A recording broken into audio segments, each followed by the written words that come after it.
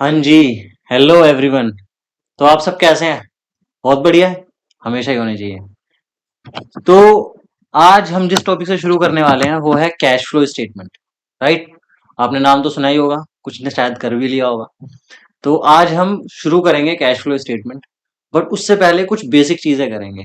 Right. और वो basic चीजें क्या है सर? वो हम धीरे धीरे भी समझते हैं। राइट। पहले कैश फ्लो स्टेटमेंट तक आ जाते हैं, उसके बाद फिर कैश फ्लो स्टेटमेंट देखेंगे। कैश फ्लो तक आ जाने का मतलब क्या है सर? मतलब हमने पहले क्या करी हुई हैं चीजें, ट्वेल्थ क्लास ट्वेल्थ में ही, उस पर एक बार याद आते हैं, बात करते हैं थोड़ी सी, और उसके बाद फिर हम कैश फ्लो स्टेटमेंट बनाएंगे। ठीक है सर। तो हम सभी को पता है कि इसी बुक में जो फाइनेंशियल एनालिसिस और स्टेटमेंट्स वाली बुक है, उसमें हमने हमने क्या पढ़ा? सबसे पहले हमने सीखा बैलेंस शीट को बनाना। राइट। याद है सबको? हाँ हाँ सर, याद है। वो तो कैसे बनाते हैं वो शायद याद नहीं रहा होगा। कोई बात नहीं। वो टर्म वन में था। ठीक है, तो टर्म टू में अ, उसका बेस काम आएगा। हमने बैलेंस शीट बनानी सीखी। राइट। हाँ सर, ठीक है। हमने statement of profit and loss बनाना सीखा। हाँ सर, बिल्कुल ठीक है। इनको हम क्या कहते हैं?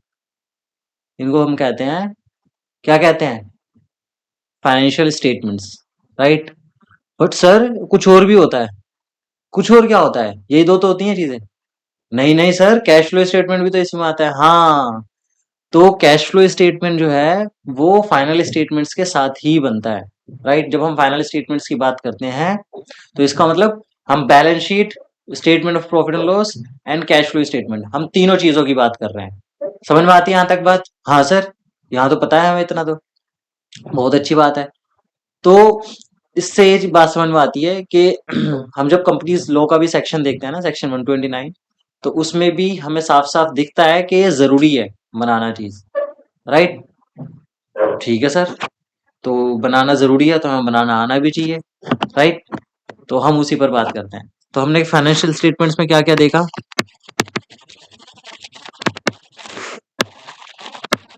Financial statements.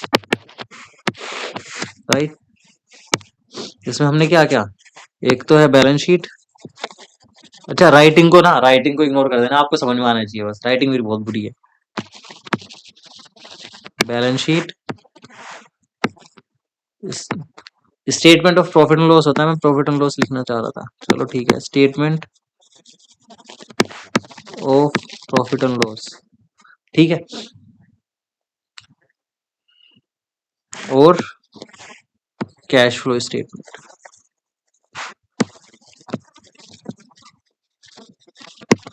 ये चीज आ कहाँ से रही है ये आपको समझ में आ रहा है? राइट। कि हम जो कंपनीज एक्ट में जो सेक्शन पढ़ते हैं, हम यहाँ नहीं पढ़ते, ऑब्वियसली बात है। क्लास ट्वेल्थ में हम आगे चल के भी पढ़ते हैं। तो फिर जो कानून है कंपनीज लॉ, उसके अकॉर्डिंग हमें फाइनेंशियल स्टेटमेंट्स, हमें मतलब कंपनी को, राइट, कंपनी का पता है ना, मतलब फॉर्म्स ऑफ बिजनेस आपने पढ़ रखा है बिजनेस में ना। जिसके आगे लिमिटेड, प्राइवेट लिमिटेड होता है, तो उस कंपनी की बात कर रहा हूँ मैं। कंपनी को फाइनेंशियल स्टेटमेंट्स प्रिपेयर करना मैंडेटरी होता है। फाइनेंशियल स्टेटमेंट्स का मतलब क्या है? Balance sheet, profit and loss और कैश फ्लो स्टेटमेंट। हाँ सर।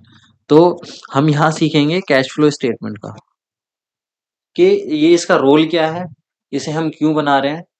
क्यों बना रहे हैं? एक तो लॉ का कंप्लायंस है। राइट। बट ये क्या और क्या पर्पज सर्व करता है, उसको भी हम एक एक करके देखेंगे। ठीक है, यहाँ तक ये थोड़ा सा बेस क्लियर होता है आपको? हाँ सर, इसमें तो कुछ नया था ही नहीं। ठीक है।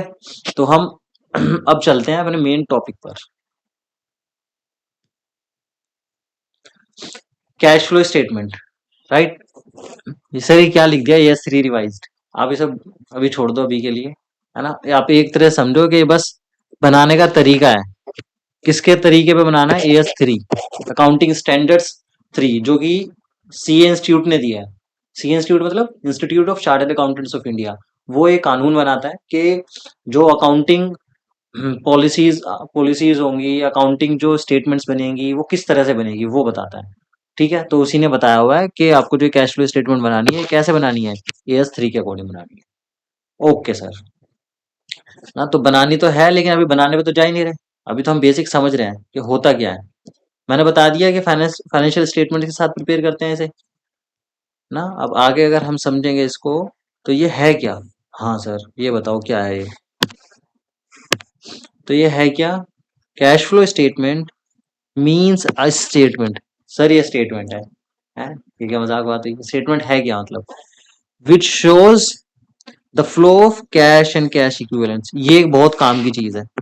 किसका फ्लो दिखाती है ये statement, cash and cash equivalents का। इसको हम शॉर्ट में सीसीई भी कह देंगे कभी कभी, तो फिर आप उसको अगर मैंने कहीं लिख दिया ना सीसीई तो कंफ्यूज मत होना, तो कैश एंड कैश इक्विवेलेंट्स की बात करेंगे, ठीक है। This statement is prepared as part of financial statements, ये चीज मैं आपको बता चुका हूँ, in accordance with accounting standard 3, जो रिवाइज्ड अकाउंटिंग स्टैंडर्ड 3 है उसके अकॉर्डिंग बनाते हैं। तो पहली number one, cash flow statement क्या है, एक स्टेटमेंट है जो कि फ्लो दिखाती है कैश एंड कैश इक्विवेलेंस का। उसके अलावा इसको फाइनेंशियल स्टेटमेंट्स के साथ ही बनाया जाता है, बट बनाया कैसे जाता है, जैसा AS3 कहता है, राइट। ओके सर, तो बेसिक फॉर्मेट देख लेते हैं एक बार। अभी बनाना नहीं सीख रहे, इसको हम डिटेल में देखेंगे, अभी सिर्फ बेसिक दिखा रहा हूँ आपको। बेसिक फॉर्मेट क्या है, cash flow from operating activities, investing activities और फाइनेंसिंग एक्टिविटीज। मतलब जो कैश फ्लो स्टेटमेंट्स है वो 3 हेड में डिवाइड कर देता है कैश फ्लो को, राइट। कैश फ्लो स्टेटमेंट में हम 3 हेड में डिवाइड कर देते हैं कैश फ्लोज को, राइट। ऑपरेटिंग में, इन्वेस्टिंग में, फाइनेंसिंग में। होता क्या आगे देखेंगे, लेकिन 3 हेड ये है, राइट। इनका टोटल आता है कुछ, राइट, टोटल आता है, तो उससे हम कैश एंड कैश इक्विवेलेंस का देख लेते हैं। ये आगे ना हम समझेंगे, ये आज का टॉपिक नहीं है ना, ये चीजें, ये जो है ना, ये समझना आज का टॉपिक नहीं है, ये सिर्फ मैंने आपको बेसिक फॉर्मेट दिखाने के लिए बोला है। ये 3 हेड में डिवाइड करते हैं इस तरह से, राइट। और उसके बाद फिर हम कैश फ्लो को देख लेते हैं कि हमारा कैश एंड कैश इक्विवेलेंस का फ्लो किस तरह से है। अब सर पहले तो ये बताओ कि ये हम डिवाइड क्यों कर रहे हैं अलग अलग, और ये कैश फ्लो का मतलब क्या है। क्या ये हमें, आप, है ना, आप आगे चल के पूछ सकते हो, मैं अभी क्वेश्चन रेज कर रहा हूं और छोड़ रहा हूं, अभी जवाब नहीं दूंगा, है ना, कि कैश फ्लो स्टेटमेंट का मतलब क्या है। ये कैश का फ्लो बता रही है स्टेटमेंट, हाँ बिल्कुल सही है। तो सर हम क्यों ना कैश अकाउंट प्रिपेयर कर ले, हमारे पास तो ऑलरेडी होता है कैश अकाउंट, तो हमें क्या जरूरत है स्टेटमेंट की। जरूरत क्या है उस पर हम आएंगे, ठीक है। जरूरत क्या है उस पर हम आएंगे, बट अभी हम के इन एक्टिविटीज का मतलब क्या होता है, क्योंकि ये समझना ना बहुत जरूरी है, राइट। के कैसे ये जो एक्टिविटीज है, जो मेन हेड्स हैं, इनकी क्या इंपॉर्टेंस है और इनका मतलब क्या है। उसके बाद हम आएंगे कि हम cash account, cash bank account से ही क्यों नहीं कर लेते, वो भी तो यही दिखाता है, तो उस पर हम बाद में आएंगे, ठीक है। इसकी इंपॉर्टेंस समझ जाएंगे ना, तो एक्चुअली मेन पर्पज ही क्लासिफिकेशन है कैश फ्लो स्टेटमेंट का, तो हमें बातें और समझ में आ जाएंगी, ठीक है। तो हम अभी आते हैं cash flow statement, cash flow from operating activities. Operating activities देखा था ना ऊपर, जो एक हेड था मेन, हाँ सर देखा था। तो ये होता क्या है सर, मैं बता रहा हूँ आपको। Cash flow from operating activities पहले पढ़ते हैं, उसके बाद हम समझते हैं। It means flow of cash and cash equivalence. Sir ये हर जगह आएगा क्या, कैश एंड कैश इक्विवेलेंस। हाँ बेटा हाँ, ये हर जगह आएगा, क्योंकि हम इसी का फ्लो देख रहे हैं, cash and cash equivalence from. ये कीवर्ड है ऑपरेटिंग का, ध्यान रखना। क्या सर, कौन सा वाला,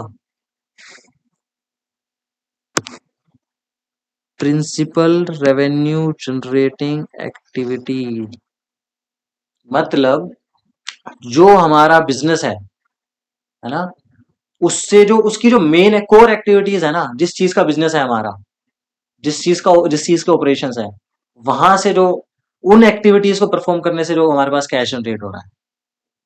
सर क्या कह रहे हो, जैसे मान लो आपका क्या आप कोई भी सेल करोगे, परचेज करोगे, तो क्या होगा, डेटर्स क्रेडिटर्स क्रिएट होंगे। डेटर्स मतलब ट्रेड रिसीवेबल्स, तो वहां से कुछ कैश आएगा, तो ये क्या हुआ, ये हमारी प्रिंसिपल एक्टिविटी से डेटर्स आया, ओके। और इस तरह से हम परचेज करेंगे, कोई स्टॉक पर परचेज किया हमने, तो वहां से अगर क्रेडिट पे कुछ परचेज किया तो क्रेडिटर्स, राइट।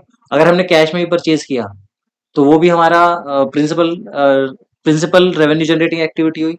और जो हमने क्रेडिट पे बेचा था और वहां हमने फिर पेमेंट करनी पड़ी, तो वो भी हमारी प्रिंसिपल रेवेन्यू जनरेटिंग एक्टिविटी हुई। कहने का मतलब क्या हुआ, कि जो हमारा मेन बिजनेस है ना, वहां से जो कैश एंड कैश इक्विवेलेंस का फ्लो हो रहा है, उसको हम क्या कहेंगे, प्रिंसिपल रेवेन्यू जनरेटिंग एक्टिविटीज।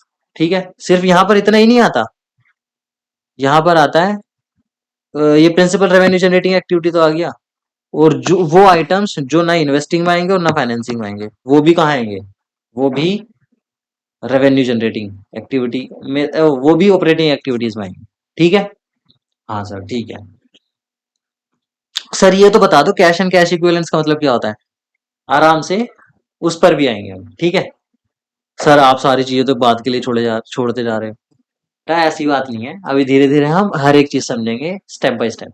ठीक है, अभी इसके एग्जांपल्स क्या होते हैं, एग्जांपल्स होते हैं जैसे कैश कलेक्टेड फ्रॉम डेटर्स, या ट्रेड रिसीवेबल्स भी कह सकते हैं, कैश पेड टू क्रेडिटर्स, या ट्रेड पेबल्स भी कह सकते हैं इनको, ऑपरेटिंग एक्सपेंसेस पेड, जो भी ऑपरेशन से रिलेटेड एक्सपेंसेस हैं हमारे, राइट, और income tax paid, income tax को भी हम क्या मानते हैं, ऑपरेटिंग का हिस्सा मानते हैं। ठीक है, ये हो गए हमारे एग्जांपल्स।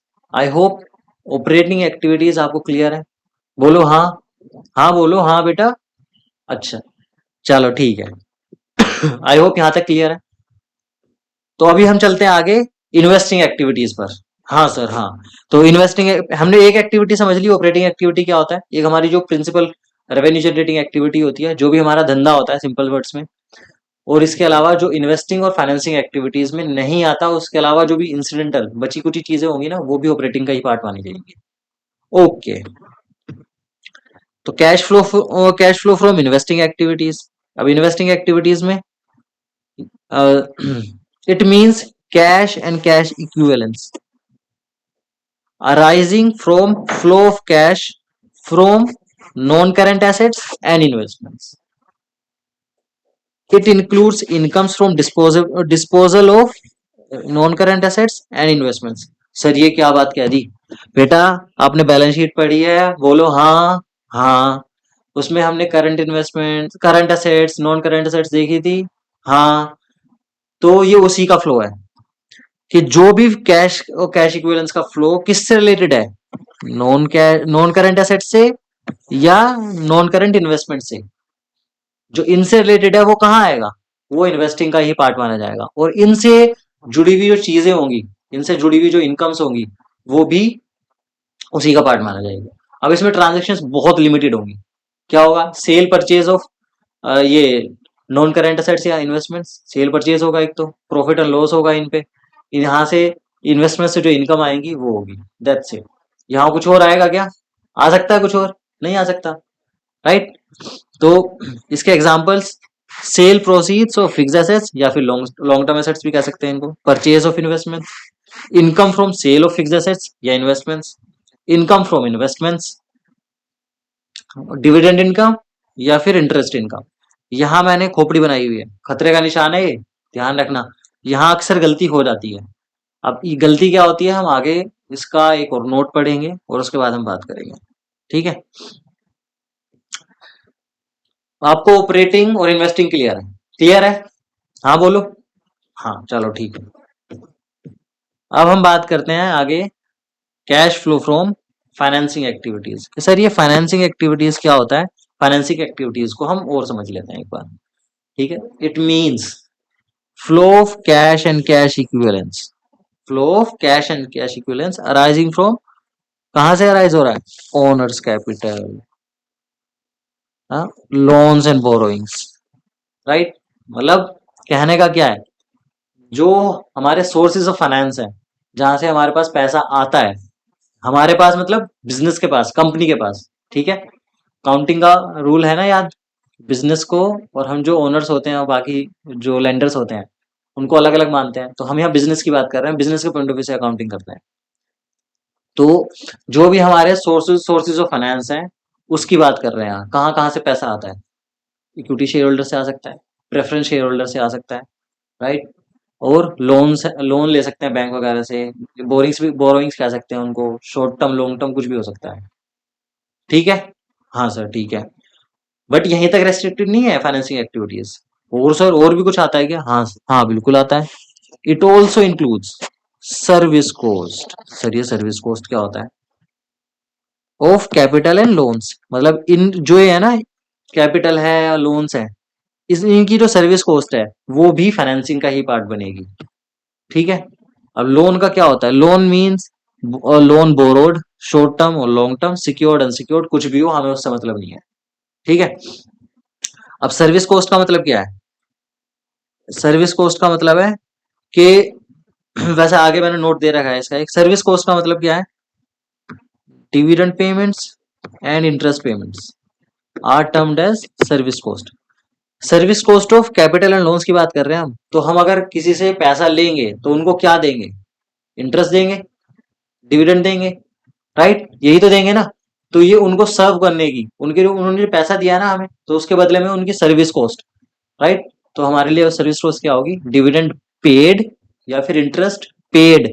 एम्फेसाइज कर रहा हूं पेड पर, राइट? क्योंकि यहां हमने डिविडेंड इनकम देखी थी, ये रिसीट्स हैं। डिविडेंड इनकम और इंटरेस्ट इनकम कहाँ? इन्वेस्टिंग में। बट अगर डिविडेंड पेड होगा या इंटरेस्ट पेड होगा तो ये हमारी फाइनेंसिंग एक्टिविटीज में आएगा। ओके। हाँ सर, बिल्कुल। तो इसके एग्जांपल्स क्या है? Issue of share capital, buyback, proceeds from loans taken, अगर हम लोन लेते हैं तो वहां से जो पैसा आता है, अगर हम डिबेंचर्स इश्यू करते हैं वहां से जो पैसा आता है, और हम लोन की अगर रीपेमेंट कर देते हैं या डिबेंचर्स को रिडीम कर देते हैं, वो भी हमारा यही आएगा। या फिर इनकी सर्विस कॉस्ट जो है डिविडेंड पेड या फिर इंटरेस्ट पेड, इसको भी हम फाइनेंसिंग का ही पार्ट मानते हैं। तो देखो, क्रक्स क्या है बातों का?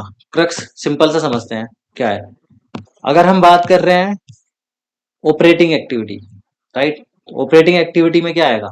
जो भी हमारे मेन ऑपरेशन है ना, तो वहां से जो कैश एंड कैश इक्विवेलेंस का फ्लो जनरेट हो रहा है, वो कहाँ आएगा? वो आएगा हमारा ऑपरेटिंग एक्टिविटीज में। ऑपरेटिंग एक्टिविटीज क्या है? प्रिंसिपल रेवेन्यू जनरेटिंग एक्टिविटी, या फिर जो इन्वेस्टिंग और फाइनेंसिंग में नहीं आया उसके अलावा जो इंसिडेंटल रहा। ओके। और इसके अलावा इन्वेस्टिंग में क्या है? जो नॉन करेंट असेट्स है ना, एंड नॉन करेंट इन्वेस्टमेंट्स, यहाँ से जो भी इनकी वजह से जो cash and cash equivalent flow होता है, फ्लो अराइज होता है, वो सारा कहाँ आएगा? वो इन्वेस्टिंग एक्टिविटीज में आएगा।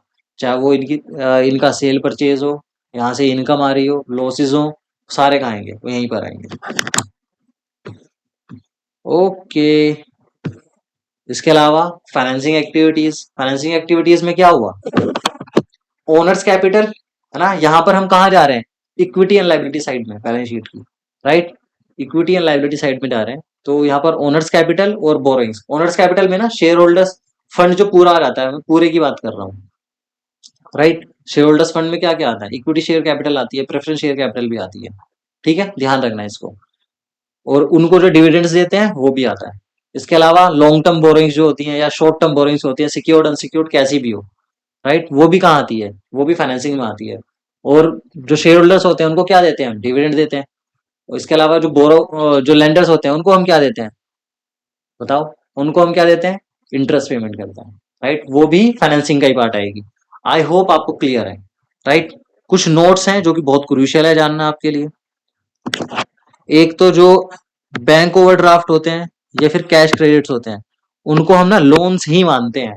ठीक है, तो आप ये कंफ्यूज मत करना, आगे आपको कंफ्यूजन हो सकती है कि कैश एंड कैश इक्विवेलेंस में ले उसको या फिर लोन्स में ले।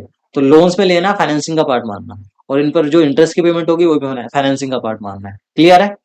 मैंने बहुत स्पेसिफिकली बता दिया। ठीक है। और इसके अलावा एक और नोट है। देखो, ये जो हमने जितनी भी चीजें समझी है ना, ये हमने किसके पॉइंट ऑफ व्यू से समझी है? Non finance non financial company का पॉइंट ऑफ व्यू से। और अगर कुछ मेंशन नहीं होगा ना, हम वही मानेंगे। बट अगर स्पेसिफिकली मेंशन्ड है कि वो फाइनेंसिंग कंपनी है, फाइनेंशियल कंपनी है, तो फिर हम क्या मानेंगे? हम उसके लिए एक नोट पढ़ेंगे। ठीक है, नोट क्या है?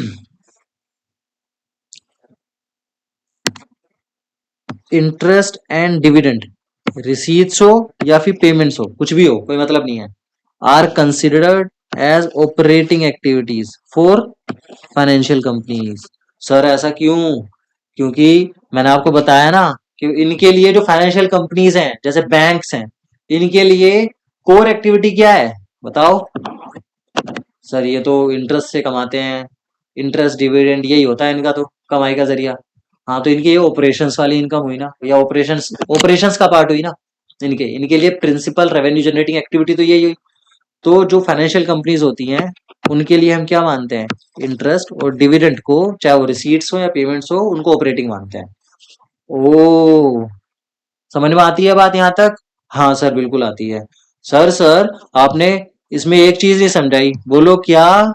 कैश एंड कैश इक्विवेलेंस, हाँ मुझे याद है ना, तो उसका एक बार ही मतलब समझ लेते हैं। कैश एंड कैश इक्विवेलेंस का मतलब क्या होता है? तो बेटा, कैश एंड कैश इक्विवेलेंस का मतलब होता है कैश सर ये क्या मजाक कर रहे हो? हाँ बेटा, कैश आता है इसमें, इंक्लूड्स वर्ड है ना, तो इट इंक्लूड्स कैश, बैंक, मतलब बैंक बैलेंस, इसको ओवरड्राफ्ट नहीं लेते, मैंने स्पेसिफिकली लिख दिया है कि ओवरड्राफ्ट क्या है, हमारे लिए लोन्स है, ठीक है। एंड करंट इन्वेस्टमेंट्स, जो भी करंट इन्वेस्टमेंट्स होंगी वो, बट कौन सी वाली, जो रियलाइजेबल विद इन 3 मंथ्स है, ठीक है, उनको हम क्या कहते हैं, उनको हम मार्केटेबल सिक्योरिटीज कहते हैं या मार्केटेबल इन्वेस्टमेंट्स कहते हैं, ठीक है। तो उनको हम क्या लेंगे, कैश एंड कैश इक्विवेलेंस में। तो कैश एंड कैश इक्विवेलेंस का मतलब क्या हुआ, कैश और बैंक, ये तो है ही, कोई दिक्कत वाली बात नहीं है। बट इसके अलावा जो शॉर्ट टर्म या फिर करंट इन्वेस्टमेंट्स होती हैं, जो कि 3 महीने के अंदर अंदर रियलाइज हो जाती हैं, उनको हम क्या कहते हैं, कैश एंड कैश इक्विवेलेंस, ठीक है। इसके लिए एक नोट हो रहा है कि जो करंट इन्वेस्टमेंट्स हैं उनको हमेशा मार्केटेबल सिक्योरिटीज ही मानेंगे। कब? If the question is silent, अगर क्वेश्चन कुछ नहीं कह रहा तो करंट इन्वेस्टमेंट्स मतलब मार्केटेबल सिक्योरिटीज। अगर क्वेश्चन ने कुछ कह दिया अदरवाइज कि ये 3 महीने के बाद रियलाइज होगा या फिर इसको मार्केटेबल सिक्योरिटीज नहीं मानना, तो हम क्या मानेंगे, करंट इन्वेस्टमेंट्स को मार्केटेबल सिक्योरिटीज नहीं मानेंगे, और उसका फिर दूसरी तरह से ट्रीटमेंट करेंगे, असेट्स मानकर अलग से, ठीक है, other than cash and cash equivalents मानकर हम उसका ट्रीटमेंट करेंगे। समझ में आती है यहाँ तक बात? हाँ सर, बहुत अच्छे से समझ में आ गई। देखो, अगर अच्छे से समझ में आई है तो मैं तो ऐसे मानूंगा नहीं आपकी बात। हाँ सर, ऐसे कैसे? हाँ, तो ऐसे नहीं मानेंगे ना, एक क्या करेंगे, एक एग्जाम्पल करेंगे। हैं सर, आप तो पहली ही क्लास में टेस्ट ले रहे हो। हाँ बेटा, टेस्ट नहीं है, बस आप एक छोटा सा समझ लो, टेस्ट भी, आप टेस्ट भी कह सकते हो इसको, बट जरूरी है ना, कि हमें कॉन्सेप्ट की क्लैरिटी हुई या नहीं हुई, ठीक है। अब अच्छा, ठीक है, तो ये एग्जाम्पल है, यहाँ पर आपको क्या बताना है, या तो वो ऑपरेटिंग है, या फाइनेंस इन्वेस्टिंग है, या फिर फाइनेंसिंग है, या फिर कैश एंड कैश इक्विवेलेंस है, ठीक है। तीन तीन में क्लासिफाई करना है इन सभी ट्रांजेक्शन्स को, ज्यादा ट्रांजेक्शन्स नहीं है, छोटी सी हैं, 5 मिनट में हो जाएंगी, है ना। चलो, कैश सेल्स कहां पर करोगे, बताओ? आपके जवाब नहीं आ रहे ना, इधर उधर देख रहे हो, इधर ध्यान दो। चलो ठीक है, तो कैश सेल्स कहाँ आएगी, कैश सेल्स आएंगी कहाँ, बोलो? हाँ एकदम सही, ऑपरेटिंग में। ये हमारा तो ऑपरेशन ही तो है, सेल नहीं करेंगे तो धंधा क्या करेंगे, right. Interest paid on loan, loan पर इंटरेस्ट पे किया है, हाँ याद करो, याद करो, हाँ हाँ पेड है, पेड, ठीक है। फाइनेंसिंग, शाबाश, आपको तो समझ में आ रही है चीजें। डिविडेंड पेड कहाँ, इन्वेस्टिंग, हाँ इन्वेस्टिंग, नहीं नहीं नहीं सर, कैसी बात कर रहे हो सर, फाइनेंसिंग है, पेड है, पेड है। मैंने कहा okay, financing activity, financing activity क्यों है, क्योंकि ये सर्विस कॉस्ट है, किसकी सर्विस कॉस्ट है, किसकी सर्विस कॉस्ट है, शेयर होल्डर्स की, ठीक है, जो हमारे जो कैपिटल है, ओनर्स कैपिटल, उसकी उसकी सर्विस कॉस्ट है। Payment of salary and wages, salary and wages कहाँ से रिलेटेड होती हैं, ये हमारी ऑपरेशन से रिलेटेड होती हैं, ठीक है। ओके, यहाँ इन्वेस्टमेंट्स नहीं कर रहे हम, क्या ये नॉन करंट एसेट्स या फिर इन्वेस्टमेंट से रिलेटेड है, नहीं है। क्या ये कैपिटल या फिर लोन से रिलेटेड है, नहीं है, तो इसका मतलब किससे रिलेटेड है, ऑपरेटिंग से, राइट। आप ऑपरेटिंग जैसे लेजर बनाते हो ना, उसमें बैलेंसिंग फिगर डालते हो, तो ये बैलेंसिंग फिगर समझ सकते हो आप ऑपरेटिंग को एक तरह से, ठीक है। ओ, ऐसे भी कर सकते हैं, हाँ क्यों नहीं। को सेल ऑफ कार, कार क्या होती है, कार तो सर नॉन करंट एसेट्स होती है, मैंने कहा हाँ, तो इसका मतलब क्या आएगा, ये इन्वेस्टिंग का पार्ट है। ठीक है। अच्छा, हो सकता है आपको नोट करना हो ये सारा कुछ, ऑब्वियसली नोट भी करना है। मैं ये एक तो पीडीएफ बना के शेयर भी कर दूंगा, लिंक मिल जाएगा आपको डिस्क्रिप्शन में, और इसके अलावा अभी स्क्रीन शो कर दूंगा, आप उसको नोट कर लेना। ठीक है, एंड में क्लास के। Commission received, commission received, commission किसका पार्ट है, ऑपरेशंस का। है सर, आपने तो बताया नहीं था बेटा, अगर सारी चीजें बता दूंगा बिल्कुल तो कैसे पता चलेगी। मैंने आपको पैरामीटर तो दे दिया है ना कि किस तरह से जज करना है। क्या ये फाइनेंसिंग या इन्वेस्टिंग से रिलेटेड है, कहीं भी नहीं है ना, ऑपरेशंस का पार्ट है। ये एक तरीका सोचने का। दूसरा, या तो ये प्रिंसिपल रेवेन्यू जनरेटिंग एक्टिविटी है, अगर बंदे का काम ही इस तरह का है कि वो कमीशंस का ही काम करता है, मतलब जैसे कि प्रॉपर्टी डीलर है कोई, तो उसको कमीशन ही तो इनकम होती है उसकी, तो अगर उसे कमीशन मिलेगी तो कहाँ होगा, उसको ऑपरेशंस का ही पार्ट होगा। ओके। डिबेंचर्स परचेज्ड, सर ये तो डिबेंचर्स आपने बताया ना, लोन सर वो बोरोइंग्स का, ये तो फाइनेंसिंग का पार्ट है, फाइनेंसिंग का पार्ट है ना। बेटा नहीं, ये बहुत गलत चीज है, यहाँ पर बनाओ खोपड़ी, एक डेंजर है, खतरा है। देखो यहाँ क्या लिखा है, डिबेंचर्स परचेज्ड, अगर हम डिबेंचर्स खरीदेंगे तो क्या है, हमारे लिए इन्वेस्टमेंट्स है या फिर बोरोइंग्स है, क्या है ये, सर ये तो इन्वेस्टमेंट्स है ना, तो इन्वेस्टमेंट्स हैं तो क्या होगा, ये इन्वेस्टिंग एक्टिविटी में जाएगा, क्योंकि ये हमारे लिए नॉन करंट, ये इन्वेस्टमेंट्स का पार्ट होगा, राइट, वो भी non current investments generally, right. इसके अलावा कैश कलेक्शन, मतलब मैं ये कहना, मैंने ये पॉइंट जानबूझ के इसलिए डाला है कि आप ये मत सोच लेना डिबेंचर्स मतलब फाइनेंसिंग, ऐसा नहीं है। डिबेंचर्स क्या है, हमारे लिए इन्वेस्टमेंट है, या हमने इशू करे डिबेंचर्स और दूसरे से पैसा उठाया है ना, उसमें फर्क समझना पड़ेगा। अगर हमने परचेज किए हैं तो वो हमारे लिए इन्वेस्टमेंट्स है, अगर हमने दूसरों से पैसा उठाया है तो क्या है, ये हमारे लिए क्या है, लॉन्ग टर्म बोरोइंग्स है एक तरह से। Cash collection from trade receivables, trade receivable से हमारे पास कैश आया है, तो ये कहाँ, ये तो ऑपरेटिंग में, सर ये तो बहुत आसान है। अच्छा मैंने ऑपरेशंस ऑपरेशंस लिख दिया है, आप समझ में आ गया ना आपको वैसे। ठीक है, ऑपरेटिंग एक्टिविटी वैसे मैंने साइड में भी लिख रखी है एक्सप्लेनेशंस। ठीक है, repayment of loan taken, loan taken हमने लोन लिया था उसकी रीपेमेंट करी है, तो ये कहाँ आएगा, हाँ बिल्कुल सही, ये फाइनेंसिंग में आएगा। शाबाश, आप तो बहुत समझदार हैं। Cash paid to trade payables, trade payables कौन होते हैं, क्रेडिटर्स, राइट, उनको कैश पेमेंट करी है, तो ये किस चीज का पार्ट है, मैंने एग्जांपल देते हुए भी समझाया था आपको, ये हाँ बिल्कुल सही, ये ऑपरेटिंग का पार्ट है। Proceeds from sale of fixed assets, हमने फिक्स्ड एसेट्स को बेचा है और वहां से पैसे आए हैं, तो मैंने क्या बताया था, cell purchase of non current assets कहां पर आएगा, इन्वेस्टिंग में। इंटरेस्ट पेड, इंटरेस्ट पेड है क्या है ये, सर्विस कॉस्ट, राइट, फाइनेंसिंग की, फाइनेंसिंग कॉस्ट, सर्विस कॉस्ट कुछ भी कह सकते हो आप, हाँ, तो ये फाइनेंसिंग एक्टिविटी होगा। परचेज ऑफ पेटेंट्स, पेटेंट्स क्या होते हैं हमारे, ये बताओ पहले। सर ये तो एसेट्स होते हैं, एसेट्स में भी कौन से, नॉन करेंट एसेट्स होते हैं, तो इसका मतलब क्या है ये, क्या है ये बताओ, इन्वेस्टिंग।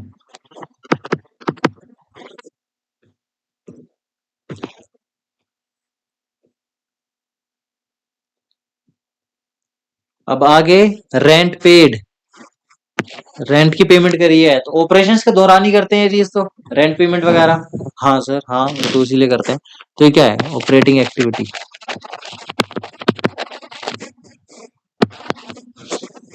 राइट। इसके अलावा issue of share capital, share capital issue करी है तो वहां से क्या मिलेगा, हमें पैसे मिलेंगे, राइट, पैसे मिलेंगे ना, तो ये क्या है, ये हमारे लिए फाइनेंसिंग एक्टिविटी है, सोर्स ऑफ फाइनेंस है ना। हाँ सर, अब ये जो शेयर कैपिटल है ना, ये प्रेफरेंस शेयर कैपिटल हो, इक्विटी शेयर कैपिटल हो, cash flow point of view से उससे फर्क नहीं पड़ता, ये फाइनेंसिंग एक्टिविटी में क्लासीफाई होगा।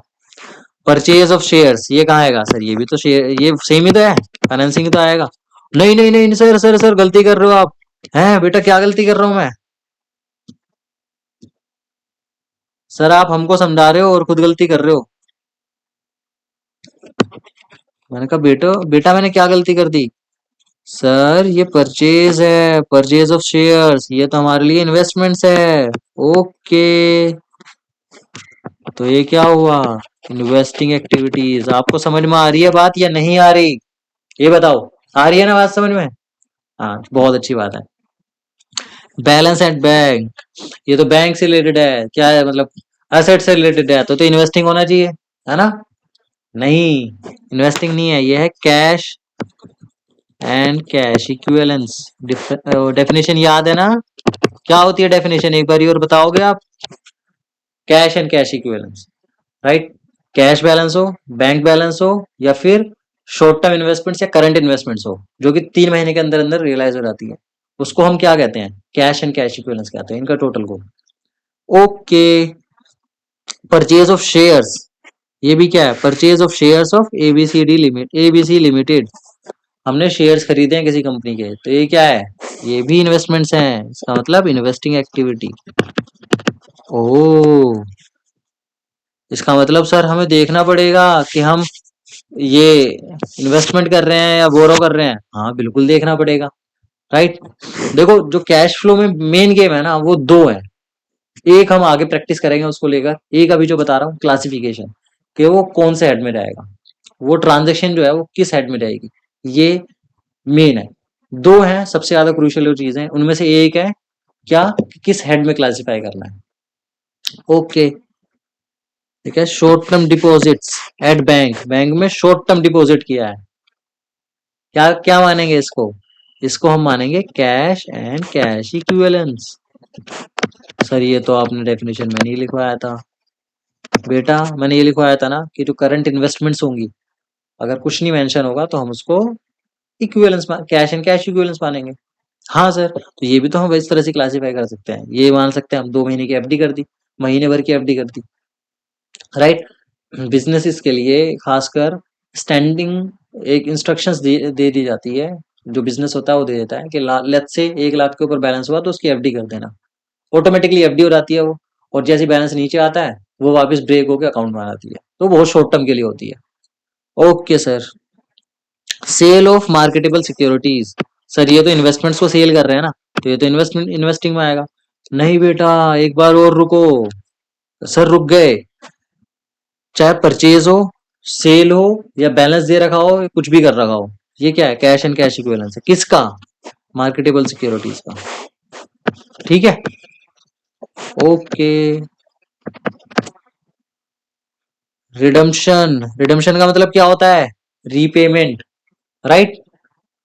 देखा है ना हमने, अगर आपने डिबेंचर्स का चैप्टर जरा सा भी पढ़ा है तो आपने डिबेंचर्स, उसमें रिडम्पशन और डिबेंचर्स पढ़ा होगा, या कॉन्सेप्ट बेसिक पता होगा, राइट। तो रिडम्पशन का मतलब सिंपल होता है, रीपेमेंट, राइट। लेकिन ये शेयर्स और डिबेंचर्स के, सिक्योरिटीज के कॉन्टेक्स्ट में यूज करते हैं, लोन्स के कॉन्टेक्स्ट में यूज नहीं करते वर्ड।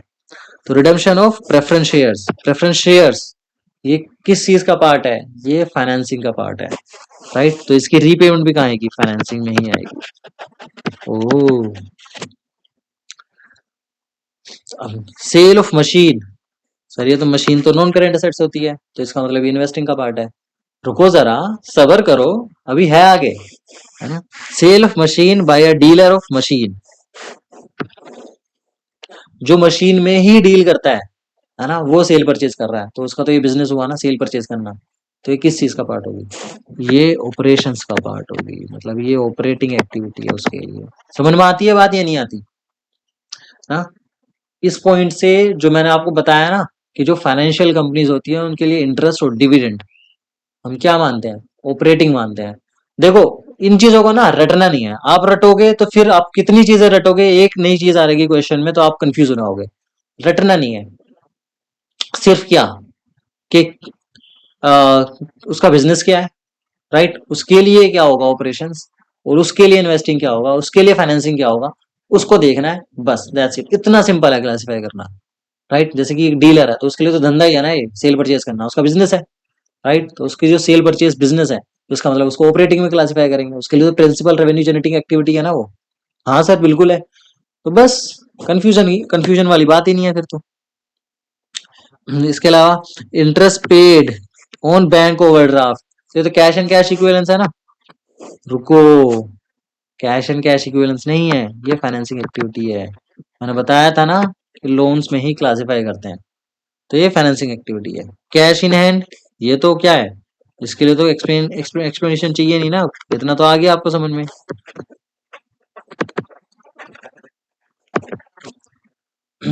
फिर डिविडेंड रिसीव्ड, देखो एम्फेसिस ऑन रिसीव्ड, के डिविडेंड हमें रिसीव हुआ है, तो रिसीव हुआ तो क्या है, ये इन्वेस्टिंग एक्टिविटी है, हमने कहीं इन्वेस्टमेंट करी होगी,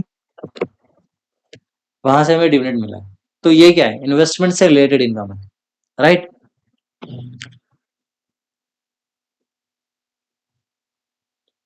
देखो मैंने खुद गलत कर रखा है।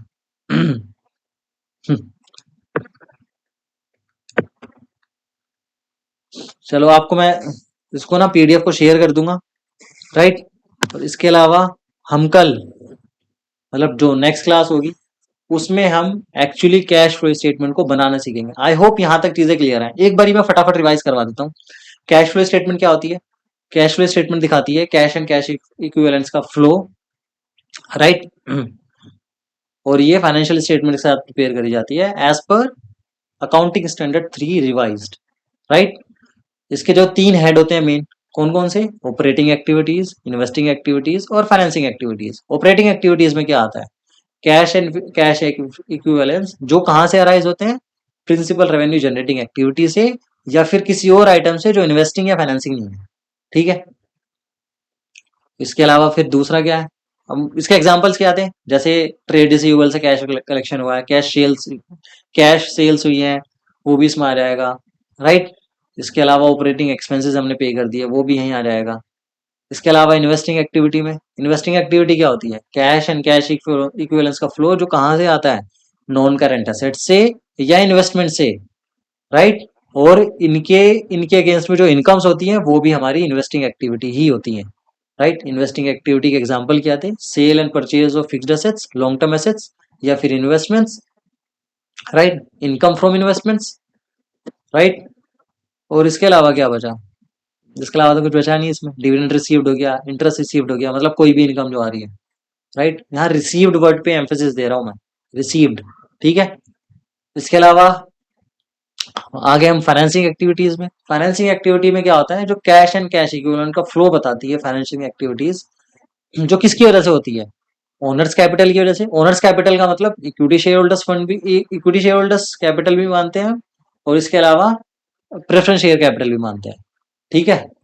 और इसके अलावा loans and borrowings, loans and borrowings का मतलब क्या है, जो भी हमने फंड्स वगैरह बोरो कर रखे हैं, चाहे वो लॉन्ग टर्म हो, शॉर्ट टर्म हो, अनसिक्योर्ड हो या सिक्योर्ड हो, उससे हमें मतलब नहीं है, किसी भी नेचर का हो, हमारे हमारे पास उधारी है, उसके अगेंस्ट हमें इंटरेस्ट पे करना है, या फिर अगर हमने शेयर्स इश्यू कर रखे हैं तो उसके अगेंस्ट में हमें डिविडेंड पे करना है, ठीक है। और इसके अलावा फिर हम आते हैं बैंक ओवरड्राफ्ट, उसको हमेशा लोन मानेंगे। कैश क्रेडिट्स, उसको हमेशा हम लोन मानेंगे, ठीक है।